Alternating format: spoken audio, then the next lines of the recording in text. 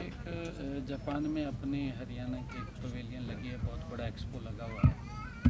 और जो हरियाणा पवेलियन है उसके उद्घाटन है और उसके साथ साथ कुछ इन्वेस्टर से मिलना भी है। अलग अलग कार्यक्रम वहाँ के बने हैं, इन्वेस्टर्स है, कुछ हमारे और जो प्रोमिनेंट लोग हैं उनसे भी बातचीत का अलग अलग विषय रखा हुआ है। और मेन तो क्योंकि हरियाणा पवेलियन जो लगा है उसका उद्घाटन है, उस उद्घाटन के लिए आज मुझे वहाँ जाने का मौका मिला। तो सर, जापान की कंपनियां हरियाणा में निवेश करें ज़्यादा से ज़्यादा, इसको लेकर भी डिस्कशन करेंगे। विजिट भी आप करने वाले हैं जापान के अंदर सर? बिल्कुल ये करने वाले हैं, क्योंकि बहुत सारी कंपनियाँ हरियाणा के अंदर जापान की हैं। और हमने जिस प्रकार से यहाँ अभी अपने बजट के अंदर भी अनाउंसमेंट किया था कि हम 10 नई IMT यहाँ बनाएंगे, उस IMT के लिए हम जगह भी चिन्हित कर रहे हैं। क्योंकि हरियाणा हम देखते हैं पिछले 10 साढ़े 10 वर्षों में आदरणीय मोदी जी के नेतृत्व में एक इंडस्ट्रियल जोन के रूप में हरियाणा ने अपनी पहचान बनाई है। और बहुत सारे इन्वेस्टर्स हरियाणा के अंदर इन्वेस्ट करने के लिए इच्छुक भी हैं। और इसी कड़ी के अंदर, क्योंकि जब हमारा हरियाणा पवेलियंस का वहाँ उद्घाटन है, एक बड़ी एक्सपो लगी हुई है, उसको लेकर के इन्वेस्टर से भी मेरा अलग से मिलना रहेगा। सर, 1 साल होने जा रहा है सरकार को, कितने संकल्प पत्र के वादे आपने पूरे कर दिए? कितनी बड़ी उपलब्धि आप मानते हैं 1 साल में, और कितना आप संतुष्ट हैं इस 1 साल से जनता के लिए सेवाएं डिलीवर करने में? नहीं, देखिए, इस विषय को लेकर के तो आम जन से अगर आप चर्चा करेंगे तो उससे ज़्यादा आप लोगों को उनकी भावनाओं का पता लगेगा। परंतु आदरणीय मोदी जी के नेतृत्व में हम 3 गुना गति से, ये 3rd टर्म की सरकार है, 3 गुना गति से हमारी सरकार काम कर रही है। और लगातार हम देख रहे हैं एक से एक फैसला हरियाणा के लोगों के हित के अंदर ये सरकार ले रही है। और ट्रांसपेरेंसी से हमने काम कर रही है। जो हमने कहा भी था, लोगों से जो बातें हमने कही थी, चाहे हमने अपने संकल्प पत्र में कही थी, उस संकल्प पत्र के भी हमने बहुत सारे वायदे, 42 वायदों को हमने पूरा कर दिया। 217 वायदे थे, 217 में से 42 को हमने पूरा कर दिया है। और 90 वायदे इस ईयर के एंड तक वो भी पूरे हो जाएंगे। और हम लगातार, क्योंकि जो बातें हमने लोगों को कही थी, बड़ी मेजर बातें, उनको हमने पूरा किया है। हमने डायलिसिस फ्री किया। हमने संकल्प पत्र में कहा था कि हरियाणा प्रदेश के हर व्यक्ति जो किडनी का पेशेंट है उसको डायलिसिस कराने के लिए हर महीने 30 से 35-40 हज़ार रुपये खर्च करना पड़ता था। बहुत भारी भरकम उसके ऊपर पैसे का वजन पड़ता था और इस बीमारी के कारण वो गरीबी रेखा के नीचे चला जाता था। परंतु हमने ये बात कही थी कि हम जब 8 तारीख के बाद आएंगे तो डायलिसिस फ्री करेंगे। हमने आते ही सबसे पहले उस फाइल के ऊपर साइन किया और हरियाणा के लोगों को आज डायलिसिस फ्री हो रहा है। हमने 25,000 युवाओं को बिना पर्ची बिना खर्ची के 1 टाइम में रिजल्ट निकालने की बात कही थी कि हम सबको बिना पर्ची बिना खर्ची के रोजगार देने का, नौकरी देने का हरियाणा सरकार में काम करेंगे।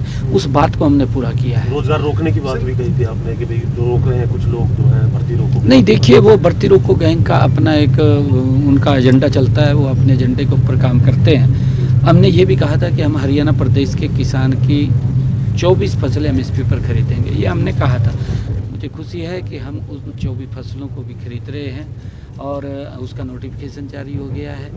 हमने ये भी कहा था कि जो हमारे ऐसे लिटिगेशन किसानों के थे जिनका पंचायत भूमि के ऊपर मकान बना हुआ था और लंबे समय से वो 20 साल से ज़्यादा काबिज थे, तो वो लिटिगेशन के अंदर रहते थे, उस लिटिगेशन को भी हमने समाप्त किया है। हमने अपने संकल्प पत्र में कहा था कि उनको मालिकाना हक देंगे, उसको मालिकाना हक देने का भी काम हमारी सरकार कर रही है। निरंतर जो भी बड़े ऐसे वायदे थे, हमने ये भी कहा था कि जिन परिवारों की इनकम 1,80,000 रुपये से कम है, ऐसी माताओं की रसोई में 500 रुपये का गैस का सिलेंडर पहुंचाएंगे।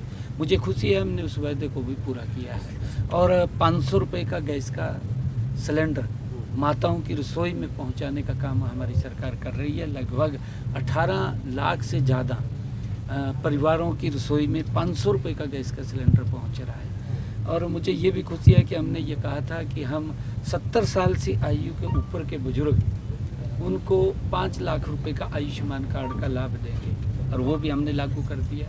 हम बुजुर्गों को 70 साल से ऊपर बुजुर्गों को आयुष्मान कार्ड का लाभ आज मिल रहा है।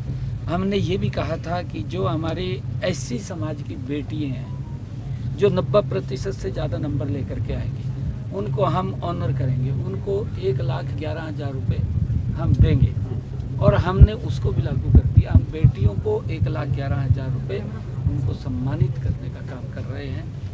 हमने ये कहा था, अपने बजट के अंदर भी कहा था कि हम हर 10 किलोमीटर के ऊपर एक संस्कृत मॉडल स्कूल खोलेंगे। हमने उस बात को भी पूरा कर दिया। हरियाणा के आज हर 10 किलोमीटर के ऊपर Sanskrit model school CBSE pattern के ऊपर हमारे बच्चे, आम परिवारों के बच्चे, अगर वो CBSE पैटर्न पे अंग्रेजी मीडियम में पढ़ना चाहें तो उसके लिए हमने व्यवस्था की है, और उसको लेकर के सर हम काम कर रहे हैं। केंद्र सरकार ने जो अभी फसलों की MSP है वो बढ़ा दी है। गेहूं जो है 2585 रुपये बढ़ा दिया है। सरसों की फसल जो हरियाणा में ज़्यादातर क्षेत्र में होती है सर 300 रुपये प्रति क्विंटल बढ़ोतरी है, 6200 रुपये रेट हुआ है। इन दिनों मंडियों में खरीद भी चल रही है सर।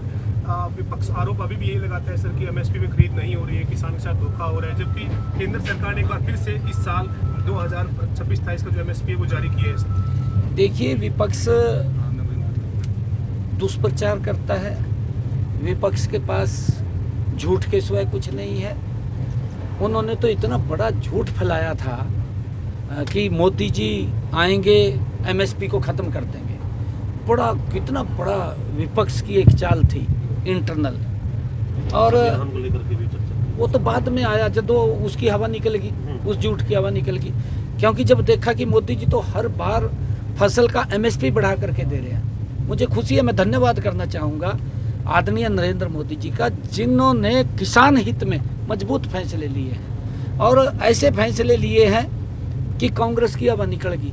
उनका झूठ ही नहीं रहा, कहाँ बिकेगा, झूठ भी नहीं बिक रहा कांग्रेस का। ऐसी स्थिति आ गई है। स्थिति बहुत भयानक कांग्रेस के लिए आ गई है। अब तो ये सोच रहे हैं कि क्या ऐसा मुद्दा गढ़े जिससे कि लोगों के अंदर अव्यवस्था फैले। इन्होंने एक और झूठ का गढ़ दिया था कि हम मोदी जी आएंगे तो संविधान खत्म हो जाएगा। संविधान की बुक लेकर के घूम रहे थे कि संविधान को खतरा है। भाई, कांग्रेस संविधान को खतरा नहीं है मोदी जी के नेतृत्व में, कांग्रेस को खतरा है। कांग्रेस खत्म हो चुकी है। कांग्रेस के पास मुद्दे नहीं बचे हैं, और जब मुद्दे नहीं बचते, क्योंकि उनके जो भ्रष्टाचार के उनके समय के जो विषय थे वो उनका सामने आते हैं, उठ करके उनके सामने आ रहे हैं, लोग उनकी चर्चा करते हैं सर। और आज भी इस प्रकार की ये बातें करते थे, चुनावों के समय करते थे कि हम आएंगे, हम अपना ये करेंगे, अपना वो करेंगे। लोगों से कोई मतलब नहीं। सर, प्रधानमंत्री जी आ रहे हैं, जो बात कर रहे हैं सर वोट चोरी में, कांग्रेस के हरियाणा के एक नेता कह रहे हैं कि हरियाणा में वोट चोरी नहीं, हरियाणा में तो कांग्रेस के नेताओं ने सीट चोरी कर दी। 40-42 सीट आनी चाहिए, उससे ज्यादा नहीं आनी चाहिए। ये पिता पुत्र की प्लानिंग थी, उसके चलते सीट चोरी कांग्रेस के नेताओं ने की। कांग्रेस के नेता ही आरोप लगा रहे हैं। ये कौन? संपत सिंह कह रहे हैं सर कि सीट चोरी का फार्मूला हरियाणा कांग्रेस के नेता ही खुद ही बनाने में लगे हुए थे, इसलिए ये हाल हुआ कांग्रेस का। दरअसल कांग्रेस के अंदर लड़ाई पार्टी की नहीं है।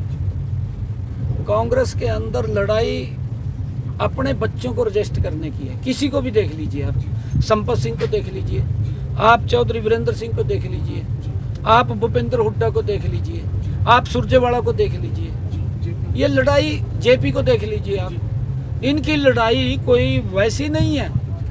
इनकी लड़ाई कि हम अपने बच्चों को कैसे सेटल करें। अपने बच्चों, इनको प्रदेश से कोई मतलब थोड़ी है।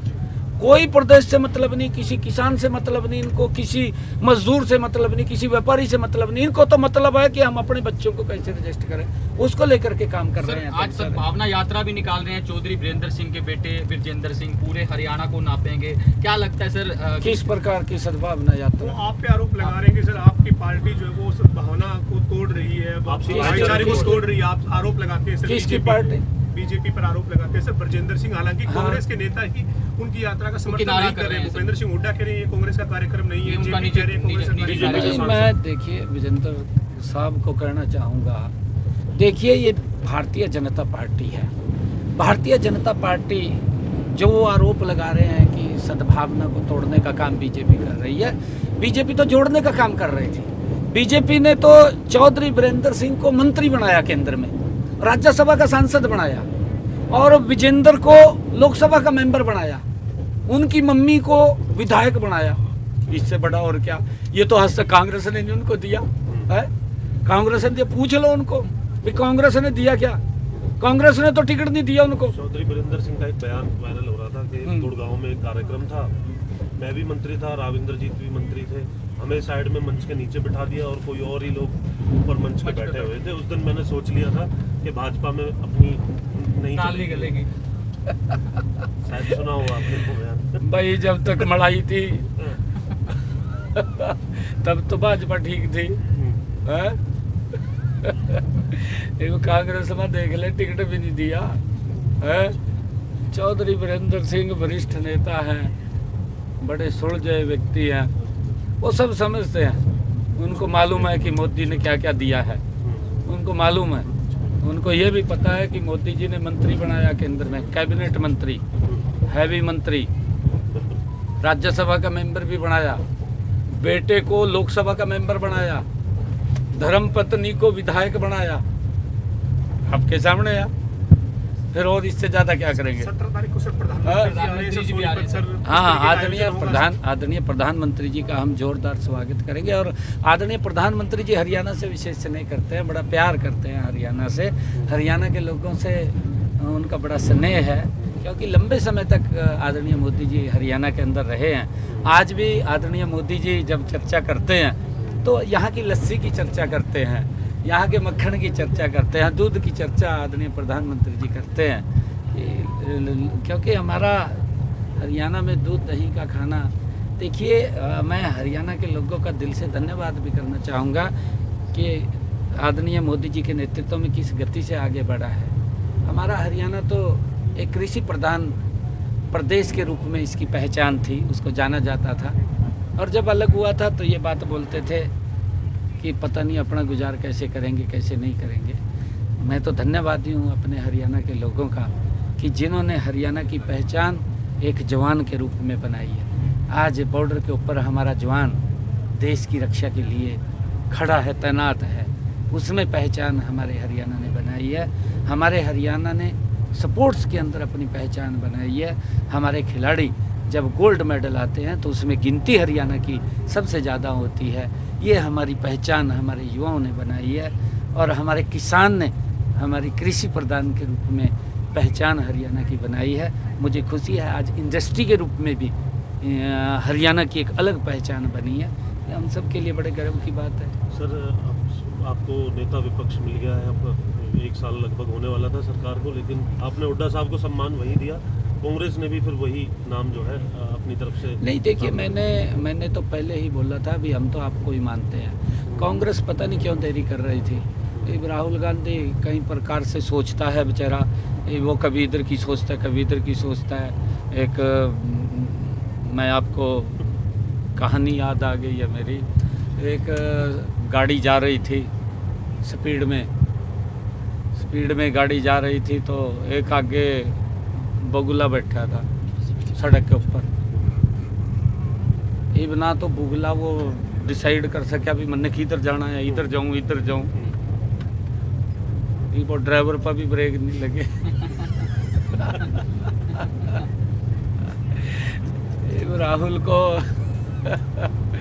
राहुल को समझ ही नहीं आया भी मैंने इधर जाना है, किधर जाऊं मैं।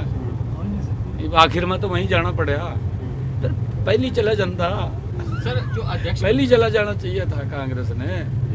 राहुल को पहली वहाँ चला जाना चाहिए था। क्यों इतनी देर लगाई यार?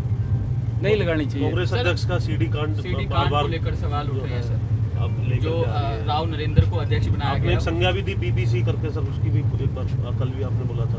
नहीं देखिए मैंने, क्योंकि जो सीडी चल रही है वो क्योंकि हुड्डा साहब के ग्रुप के व्यक्ति हैं, ग्रुप से बाहर नहीं जा सकते। और उनको तो पूरा मालूम है, राहुल को भी मालूम है। क्योंकि राहुल उस टाइम नहीं बोलता था, उस टाइम तो राहुल भाई सेवा खूब होती थी। यहाँ से दूध जाता था, मक्खन जाता था हरियाणा से राहुल के पास। और जब तक दूध और मक्खन जाता था तब तक तो वो बोलता नहीं था। ये भी इतना समय क्यों लगाया उसने? है नहीं लगाना चाहिए था।